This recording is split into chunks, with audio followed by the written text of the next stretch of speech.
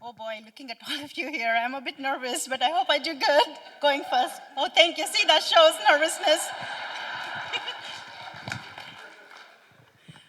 Okay, so, typically women are expected to take a back seat in life with most of the privileges given to men. And me, I'm just the opposite of that. Back seat?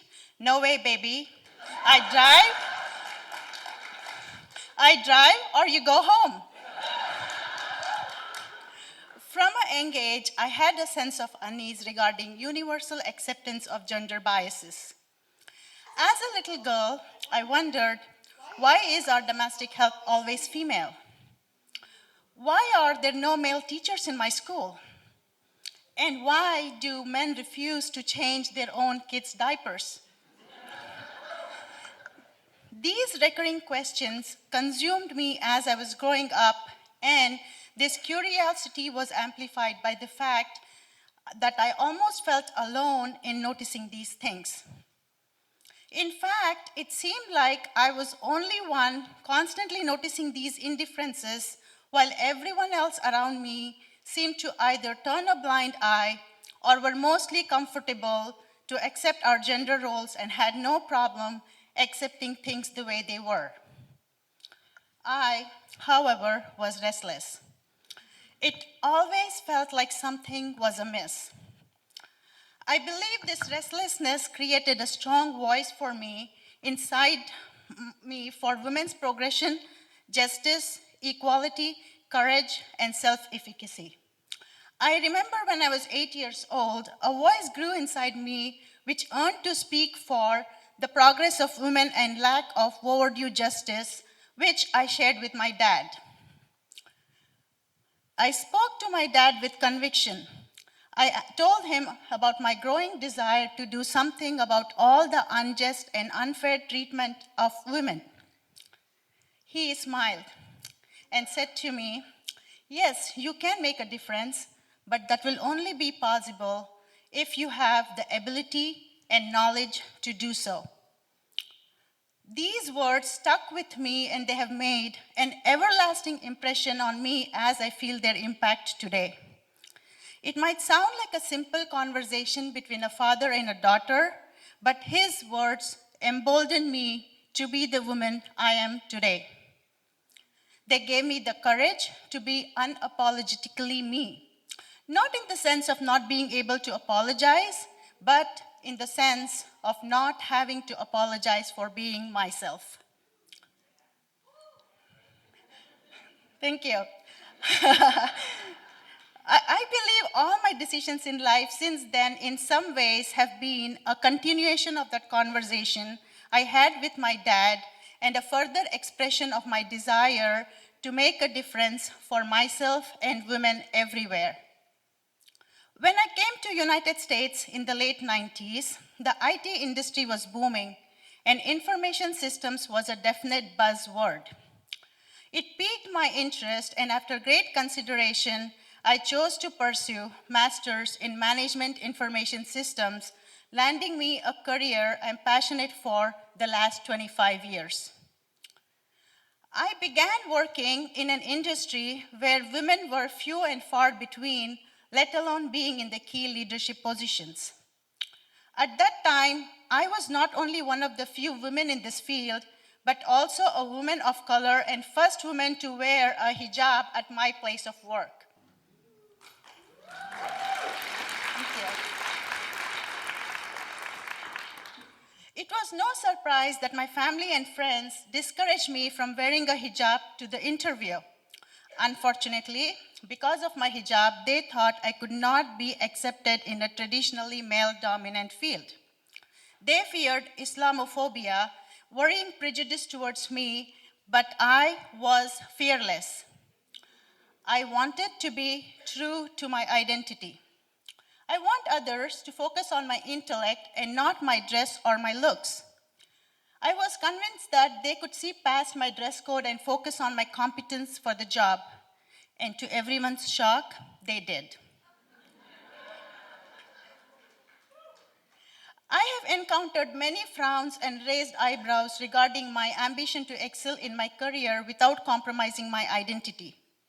However, rather than getting discouraged, I used the experience as an opportunity to educate them on accepting diversity. My belief is that everything has a first time. So it is my chance to get them used to seeing me in a hijab as something that is not a limitation to my abilities, but a personal choice. I am no different from anyone else wanting to pursue a career with ambition. However, I have encountered several hurdles as a woman, and more so at times as a woman of color wearing hijab. Every step of the way, I must prove myself 10 times more than male colleagues and 5 times more than another female colleague. But for me, every time I'm challenged, it only intensifies my courage and self-efficacy to reach for my goals and passion for the career, which has led me to be in a senior leadership position today in a Fortune 100, especially in a role that was male dominant.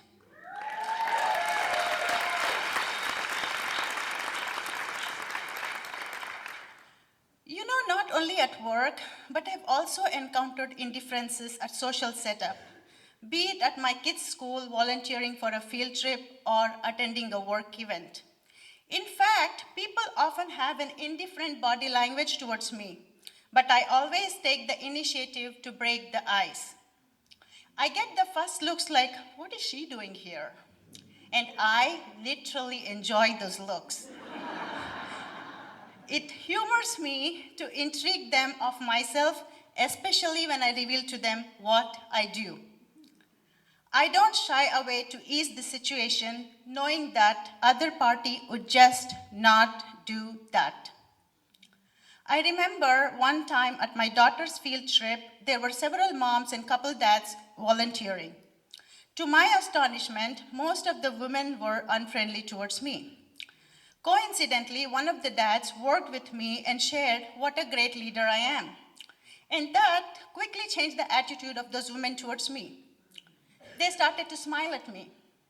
And one of them, without realization, blurted out, "Oh, we thought you're one of those,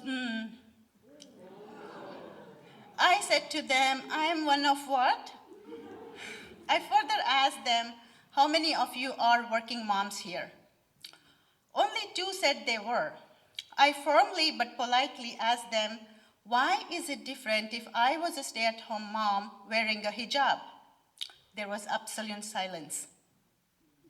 I then eased them up saying, "Next time you see people like me, you know we don't bite." And they all started laughing just like you did. But that evening, that experience spoke to me.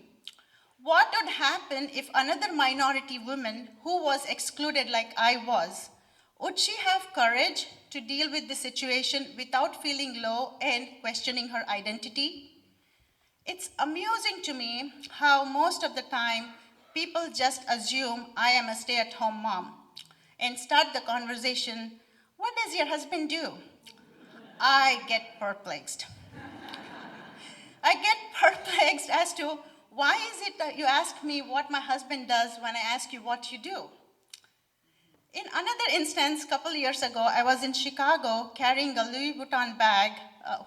The lady who was checking the tickets to the tower says, "Wow, your husband is treating you well." I responded to her, "I am treating myself well." And she laughed.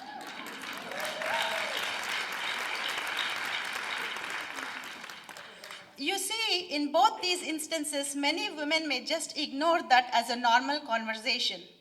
But for me, that was offensive.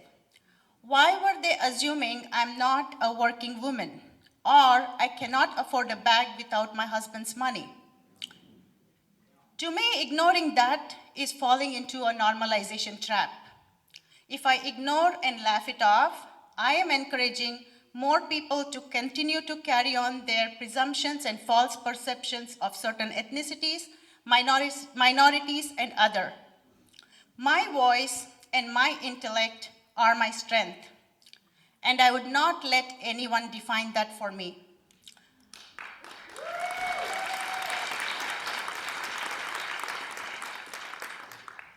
I have always been smart, intelligent, and hardworking, and I'm proud of that. I'm passionate about my identity, family, education, and career with a strong belief in myself and my abilities, and I am unapologetically proud of that. If I don't believe in myself, or if you don't believe in yourself, then no one will. And I, for one, am an emboldened woman who is unapologetically me. I actually wrote a book about this topic last November, and my whole point is we need to learn to live authentically for who we are without compromising our identity. And I'm proud to be an emboldened woman who is unapologetically me. Thank you.